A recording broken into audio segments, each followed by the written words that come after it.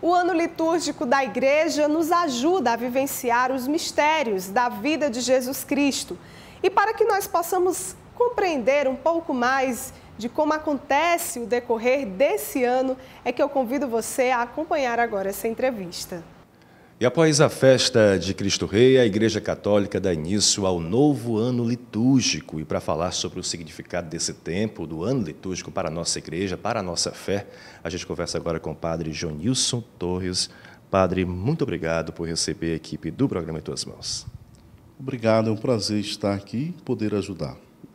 Padre, o que é o ano litúrgico? O que é que ele representa para a nossa igreja?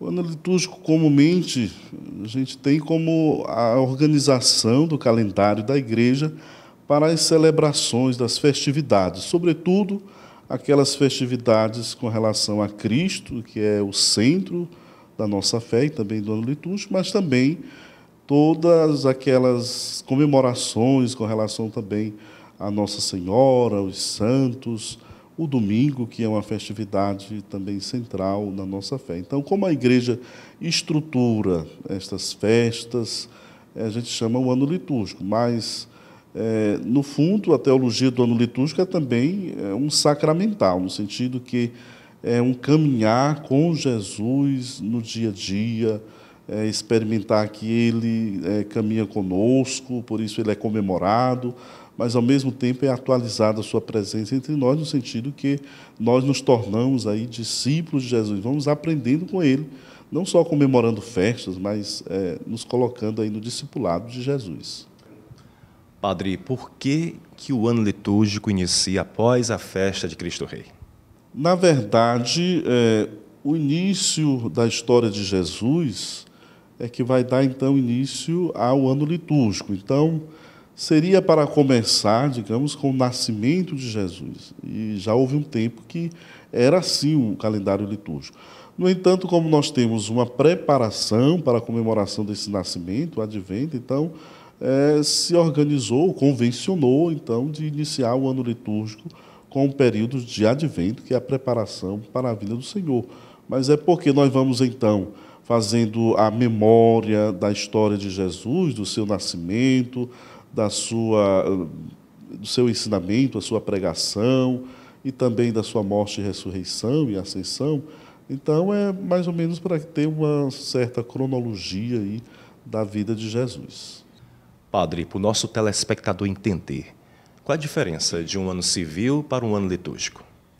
Muito bem, o ano civil ele segue, sobretudo, o calendário solar.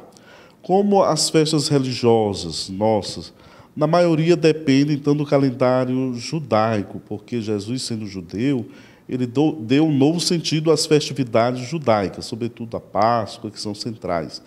Também a festa do Natal, embora seja fixa, está relacionada às estações do ano e também ao calendário lunar. Então, por isso é que há esse descompasso entre as festividades religiosas, o calendário da igreja e o calendário solar, que é feito, então, com datas fixas. Assim acontece também em outras religiões, como é o caso também, além do judaísmo, também do islamismo. Padre, o ano litúrgico, assim como o ano civil, tem suas divisões. Como é que é dividido o ano litúrgico? O centro do ano litúrgico é a comemoração da Páscoa, ou seja, da morte e da ressurreição de Jesus. Então, a principal festividade do cristão é, então, a Páscoa, a Semana Santa, como a gente vê, né? Também preparado pela Quaresma, prosseguindo até a festa de Pentecostes. Aí a gente chama de ciclo pascal. Mas, com o tempo, viu-se, então, que a vida de Cristo e o seu mistério da Páscoa iniciava com o seu nascimento, quer dizer, que Jesus começa a dar a vida por nós, é quando ele vem ao mundo para ser, né, claro, o nosso Salvador. Então, a encarnação já é comemorada, então surgiu o ciclo natalino, que é o segundo ciclo, mas também sempre com essa perspectiva de Páscoa, né, quando Jesus começa a morrer, é quando ele nasce, ele começa a doar a vida por nós. Então surgiu o ciclo do Natal, preparado pelo tempo do Advento, prolongado também até o batismo do Senhor. E aí nós temos os dois ciclos principais, ciclo da Páscoa, ciclo do Natal, sempre uma preparação e um prolongamento. Depois nós temos o chamado tempo comum. O tempo comum não é um ciclo, mas é o tempo normal da igreja, ou seja, aquele período em que Cristo passou ensinando. Nós vamos então caminhando com Jesus, e aí nós vamos percebendo que caminhar com Cristo cada domingo também é uma Páscoa. Por isso que no tempo comum se comemora a Páscoa semanal. Padre, agora em 2018 a gente está encerrando o ano B e em 2019 a gente inicia o ano C. O que significa isso? Nós falamos dos ciclos, que são essas comemorações importantes que se repetem a cada ano. No entanto, a liturgia da igreja, os estudiosos organizaram de forma que ela fosse vivenciada de forma mais criativa e se pudesse ler os 3 evangelhos, que são chamados evangelhos sinóticos, onde se conta desde o nascimento de Jesus, a sua pregação e a sua morte e ressurreição, que são evangelhos segundo Mateus, segundo Marcos, segundo Lucas. Daí nós vamos então ter, né, essa convenção que a igreja fez para que a gente escutasse, né, a maior abundância da palavra de Deus. Então, né, para que, né, nas mesmas festas a gente tenha esses evangelhos e mais leituras a serem escutadas da Bíblia, a igreja organizou 3 anos. O ano A, né, onde se lê como centro o Evangelho segundo Mateus, o ano B, onde lemos o Evangelho segundo Marcos, e o ano C, o Evangelho segundo Lucas. No entanto, esses evangelhos vão acompanhados também de outras leituras que vão, então, ajudar a vivenciar esses mesmos ciclos, mesmos tempos litúrgicos do ano. Padre, para a gente encerrar essa entrevista, eu quero que o senhor deixe uma mensagem para todos nós cristãos, para todos os nossos telespectadores que estão nos assistindo agora, de entusiasmo, de otimismo, de fé, de amor, para esse novo ano litúrgico que está se iniciando agora. Muito bem, estamos iniciando mais um ano litúrgico, com o período do Advento.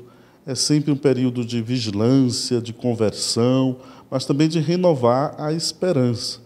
Então, que nós, a partir de cada um, e a partir também da palavra de Deus escutada e vivenciada, do Natal que vem chegando, também nos renovemos, sobretudo acolhendo Cristo que vem. A gente diz que Cristo já veio, ele virá um dia para julgar os vivos e os mortos na segunda vinda, mas ele já vem a nós a cada dia, basta que a gente perceba a sua presença, ele está entre nós.